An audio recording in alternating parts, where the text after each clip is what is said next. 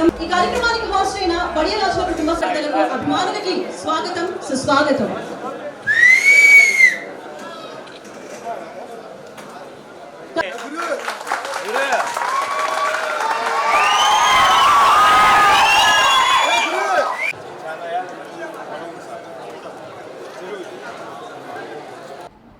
Telugu Desam party అంటే బీసీల party అని.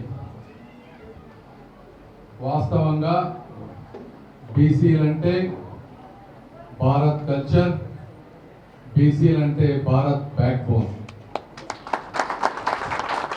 ఇది గ్రహించిన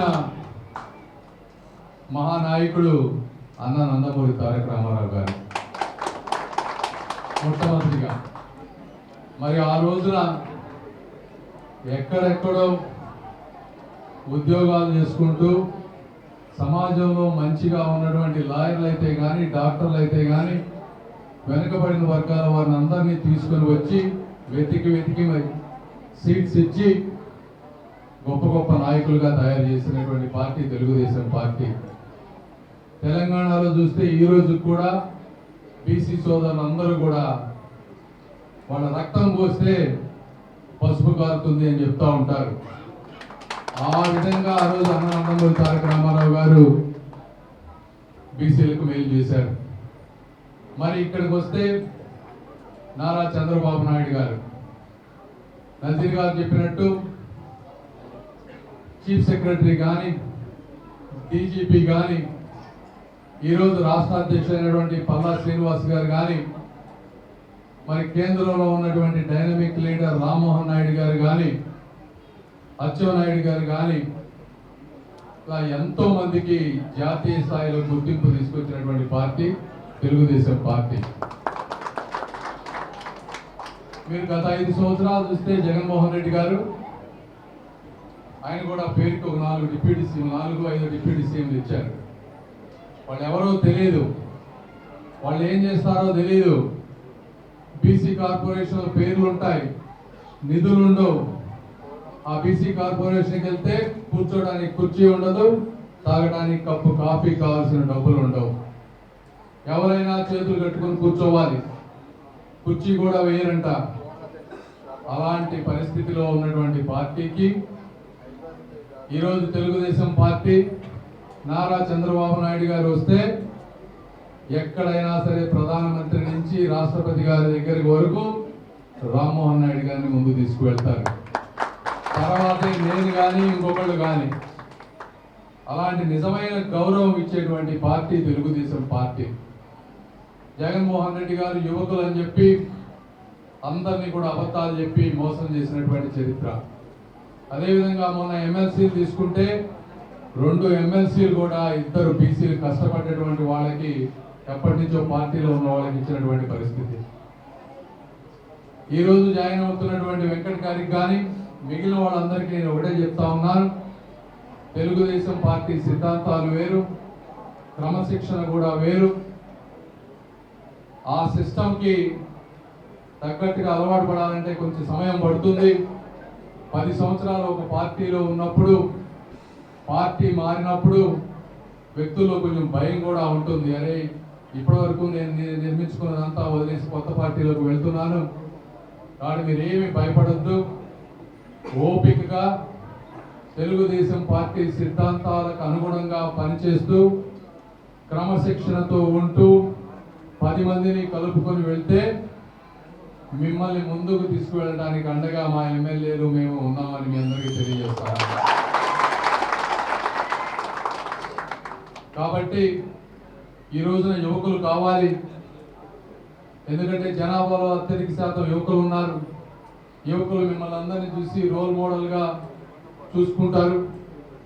కాబట్టి వారి ఆకాంక్షలకు తగ్గట్టుగా కూడా మనం కూడా ప్రవర్తిస్తారని, మీరు తెలుగుదేశం పార్టీని ముందుకు తీసుకువెళ్తారని ఈరోజు కూటమి ప్రభుత్వం చంద్రబాబు నాయుడు గారు చేసేటువంటి ప్రతి సంక్షేమ కార్యక్రమానికి కానీ, పేదలకు చేసేటువంటి ప్రతి మేలుని అట్టడుగు వర్గాలకి తెలియజేస్తారని తెలుపుకుంటూ, మీరు ఈరోజు పార్టీలో జాయిన్ అవుతున్నందుకు డెఫినెట్గా ఈరోజు గుంటూరు చుట్టుపక్కల ప్రాంతంలో ఈ పార్టీ మరింత బలపడుతుంది. కాబట్టి మీకు మనస్ఫూర్తిగా అభినందనలు తెలుపుకుంటూ కృతజ్ఞతలు తెలుపుకుంటున్నాను. Thank you very much. నా పేరు దేవల్ల వెంకట్, వడ్డేరా హక్కుల పరిరక్షణ సమితి రాష్ట్ర అధ్యక్షులుగా ఉన్నాను. గత 15 ఏళ్ళ నుంచి కుల సంఘాల్లో ప్రయాణం చేస్తూ ఉన్నాను. అలాగే 2013 నుండి కూడా వైఎస్ఆర్ కాంగ్రెస్ పార్టీలో ఎంతో కష్టపడి ఆర్థికంగా రాజకీయంగా జగన్ గారి దొంగ హామీల మాటలు నమ్మి బీసీలని ఓటర్లుగా కాదు నాయకులుగా చేస్తానని నాలాంటి బీసీ నాయకులను ఎంతోమందిని రాజకీయంగా వాడుకొని అధికారంలో వచ్చిన తర్వాత కనీసం మాకు అపాయింట్మెంట్ బీసీ నాయకులకు ఎవరికి కూడా అపాయింట్మెంట్లు ఇవ్వకుండా సజ్జల రామకృష్ణ అనే వ్యక్తి దగ్గర మేము వెళ్ళి ఎన్నిసార్లు మా మొరబెట్టుకున్నా కూడా సెంట్రల్ ఆఫీస్లో మాకు చెప్పే సలహా ఏంటంటే మీకు పదవులు రావాలంటే బూతులు తిట్టాలి. మీరు గమనించండి, మీడియా మిత్రులు కానీ బీసీ నాయకులు అందరూ కూడా గమనించండి, వైఎస్ఆర్ కాంగ్రెస్ పార్టీలో నిజాయితీగా హార్డ్ వర్క్ చేసి ఆర్థికంగా ఖర్చు పెట్టుకొని నిజాయితీ పనిచేసిన వ్యక్తులు ఏ ఒక్కరికైనా పదవులు వచ్చాయా? బీసీ నాయకులు అందరూ కూడా చెప్తా ఉన్నా, ఒక్కసారి ఆలోచన చేయండి. మేము నమ్మి జగన్మోహన్ రెడ్డి గారు మాయ మాటలు నమ్మి యువకుడు, మేము కూడా యువకులు ఖచ్చితంగా మమ్మల్ని బీసీ కులాలందరినీ కూడా న్యాయం చేస్తారని మేము నమ్మి వెళ్ళాం, మోసపోయాం. టీడీపీ పార్టీ అంటేనే బీసీల పార్టీ. ఎన్టీ రామారావు గారు పార్టీ పెట్టిన దగ్గర నుండి కూడా బీసీలని ఎంతోమంది నాయకులు చేశారు. గతంలో రాజకీయాలంటే ధనం భూస్వాముల దగ్గర అగ్రవర్ణాల వద్ద మాత్రమైతే రాజకీయం చేసేవాళ్ళు. కానీ ఎన్టీ రామారావు గారు వచ్చిన తర్వాత టీడీపీ పార్టీ ఆవిర్భించాక బడుగు బలహీన వర్గాలు కూడా రాజకీయంగా నాయకులుగా ఎదిగారు.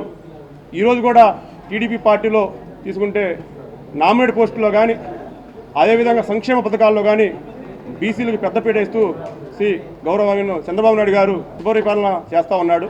ఆయన పరిపాలన వచ్చి స్వచ్ఛంగా ఏం పదవులు కానీ ఏం ఆశించకుండా స్థానిక పార్లమెంట్ సభ్యులు, కేంద్ర మంత్రులు పెమ్మసాని చంద్రశేఖర్ గారు, అలాగే మా శాసనసభ్యులు నసీర్ అహ్మద్ గారు, నెక్స్ట్ ఎమ్మెల్యే గల్లా మాధవ్ గారు వారి నాయకత్వంలో గుంటూరు నగరంలో కానీ ఉమ్మడి గుంటూరు పార్లమెంట్ జిల్లాలో కానీ టీడీపీ పార్టీ కోసం మళ్ళీ టీడీపీ పార్టీ ఉంటేనే బీసీలకి రాజకీయంగా ఆర్థికంగా బాగుంటుందని నా వంతు వృధాభక్తిగా చేస్తానని, పార్టీ అనుకూలంగా పార్టీ యొక్క సిద్ధాంతాలు కట్టుబడి ఉండి రానున్న రోజుల్లో టీడీపీ పార్టీ గెలుపు కోసం వృధాభక్తిగా చేస్తానని తెలియజేస్తున్నాను.